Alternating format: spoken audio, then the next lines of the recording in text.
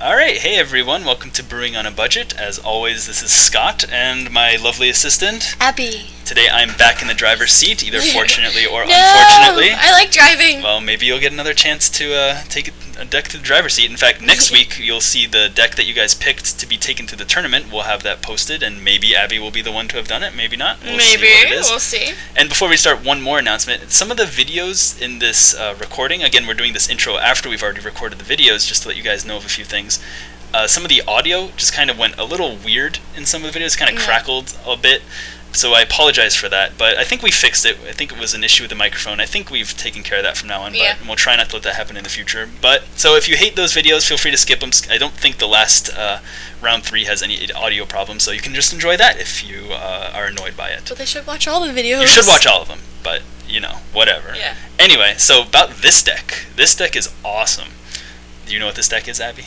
What is it? Obviously it is, we already played it, but this deck is based around the card Skirsdag High Priest, which you may have played in your Innistrad draft decks or something. It's a 1/2 creature. It obviously has Morbid, where you tap him and 2 other untapped creatures you control to put a 5/5 black demon, or dragon as we constantly refer to them, into play. Yep. So it's pretty strong. It's just a 2-drop that makes 5/5 creatures. So when I saw this card, I was like, wow, that's awesome. It can start, making 5/5s like crazy. It's cheap. And it's cheap. It's like a tenth of a ticket. Most of the things in this deck are very cheap. But Skirsdag High Priest, I put it in some decks originally, and I found it was very hard to get going with the Morbid. Because not only do you need Morbid, you need something to die, but you need 2 other creatures. So you need him and 2 other creatures on the battlefield to even get it going. Difficult. However, there's one card that works very well with Skirsdag High Priest, which is Kuldotha Rebirth. Ooh. Hasn't seen play in a while, but it's really good here because you have some artifact creatures like Memnite, Signal Pest, Perilous Smear, Vault Scourge, and then you Kuldotha Rebirth it, which kills it, so you have Morbid, and then suddenly you have 3 guys, and guess what you can do? You can tap them and put a creature out. Ooh. So it's excellent in combination with Skirsdag High Priest.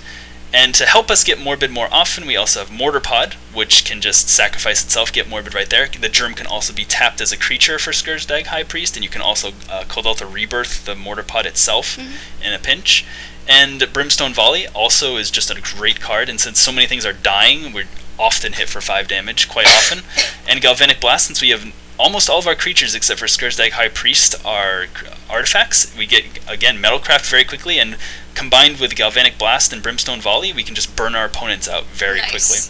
And so, to that end, our deck also, since it's kind of combo-y with the Skirsdag High Priest, where you just combo and get a bunch of 5/5 Dragon Demons, but it can also function as an aggro deck, where you just Memnite into Kuldotha Rebirth, into Signal Pest, into Perilous Smear, into Galvanic Blast, you Brimstone Volley, you're dead. Bam. So to that end, we also have some Contested War Zones in the deck, which make up our very small amount of mana. We only have 20 lands in the deck. Contested War Zone is really good against control decks. If they don't drop any early threats, you can just overwhelm them. I mean, I remember from last Standard, back when one of the best ways to fight against Cawblade was to just be faster than it, and you'd Rebirth, Contested War Zone, Signal Pest, you're dead. You can't even get your Batterskull online. Hey, you won some matches doing that, right? Yep. Yeah, it's good times. And so to that end, in the sideboard, we have another Contested War Zone, which we bring in usually only against control decks or decks that don't play anything until the 5th or 6th turn, because it's just too much of a liability to have 2 of your lands stolen. But yeah, it's really good against decks where we're going to probably win more through aggroing them out rather than winning with 5/5 demons. And we also have a nice removal suite over here of 2 Doomblades and 2 Go for the Throat. So if we're playing against a deck where either Galvanic Blast or Brimstone Volley, if we're not going to aggro them out and we're worried about their creatures, we just sideboard in either all 4 of them or whichever ones are better, and we just bring those in for that. Gutshot is good against illusions, and it's good against little 1-drop mana guys and stuff. It allows us, since we have such little mana, it really allows us to progress our board, so we can drop Skirsdag High Priest and kill a creature in the same turn. So it lets us not fall behind, and it's also good at bringing in Morbid for the deck, for the matchups that we sideboard it in. It allows us to, if we have a Skirsdag High Priest out, we can also play a Perilous Mirror and kill something, and then we can tap the Perilous Mirror and whatever else we have out to still get a demon the same turn. So it works pretty well. Oh, oops, we need to organize by name here. Good job. Sorry. We have 3 Necrotic Oozes, which might seem kind of weird in this deck, but it works well with Skirsdag High Priest against decks that have lots of removal. So if they know what we're going to do, and then they're just going to kill our High Priest immediately, and we can just then, in the following matches, bring out a Necrotic Ooze after they kill our Skirsdag High Priest. So it's like we have Skirsdag High Priests 5 through 7 right here. Excellent. That's pretty good. Yeah, so in the decks where we really need to win through getting Skirsdag High Priest out, and we're not going to be able to out-aggro them, like in the mono-red matchup or something, I think we'd bring in a lot of these.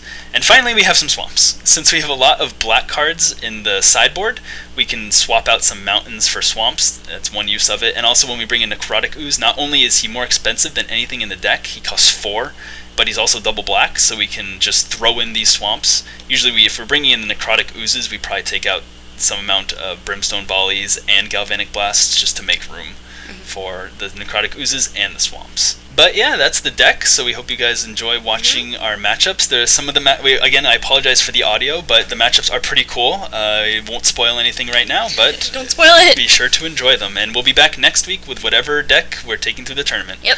So yeah, sit back, relax, and enjoy this Skirsdaggro. Let's get to the matches.